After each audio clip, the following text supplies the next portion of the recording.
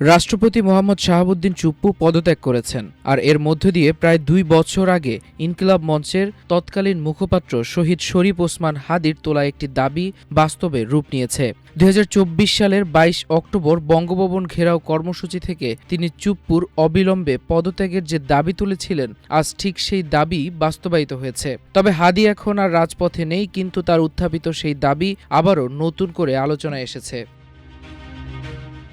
২০২৪ সালে শেখ হাসিনা সরকারের পতনের পর দেশের রাজনীতি তখনও অস্থির। এমন সময় রাষ্ট্রপতি মোহাম্মদ শাহাবুদ্দিন চুপ্পুর একটি বক্তব্য নতুন করে রাজনৈতিক বিতর্কের জন্ম দেয়। এক সাক্ষাৎকারে তিনি বলেছিলেন, তার কাছে শেখ হাসিনার পদত্যাগপত্রের কোনো দালিলিক প্রমাণ নেই। অথচ ৫ আগস্ট জাতির উদ্দেশ্যে দেওয়া ভাষণে তিনি জানিয়েছেন তিনি প্রধানমন্ত্রীর পদত্যাগপত্র গ্রহণ করেছেন। রাষ্ট্রপতি চুপ্পুর এই দুই ভিন্ন বক্তব্যকে ঘিরেও শুরু হয় তীব্র সমালোচনা। এই ঘটনাকে কেন্দ্র করেই রাজপথে নামে ইনকিলাব মঞ্চ।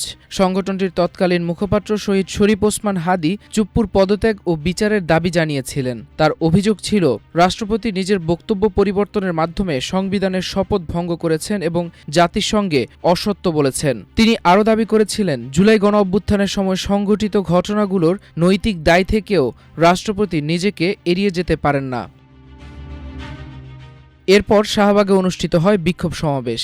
সেখান থেকেই ঘোষণা আসে বঙ্গভবন অভিমুখে গণযাত্রার। আন্দোলনকারীরা রাষ্ট্রপতিকে স্বেচ্ছায় পদত্যাগ করার জন্য ২৪ ঘণ্টার একটি অনানুষ্ঠানিক সময়সীমা বেঁধে দিয়েছিলেন। একই সঙ্গে তারা স্পষ্ট করে বলেছিলেন, শুধু পদত্যাগ করলেই হবে না, রাষ্ট্রপতিকে বিচারের আওতায় আনতে হবে। শুধু ইনকিলাব মঞ্চ নয়, একই সঙ্গে বৈষম্যবিরোধী ছাত্র আন্দোলনও রাষ্ট্রপতির অপসারণের দাবিতে রাজপথে নেমেছিল। কেন্দ্রীয় শহীদ মিনার থেকে তারা ৫ দফা দাবি ঘোষণা করেছিল।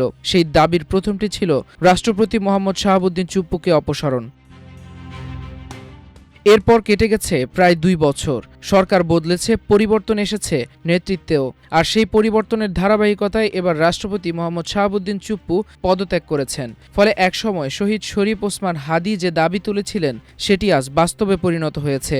যদিও এই মুহূর্তে হাদি আর সেই আন্দোলনের সামনে নেই, তবুও উত্থাপিত দাবির বাস্তবায়ন নতুন করে আলোচনায় এসেছে।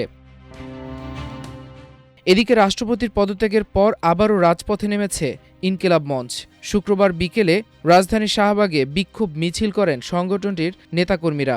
মিছিলটি শাহবাগ মোড় থেকে শুরু হয়ে ঢাকা বিশ্ববিদ্যালয়ের রাজু ভাস্কর্যের সামনে গিয়ে শেষ হয়।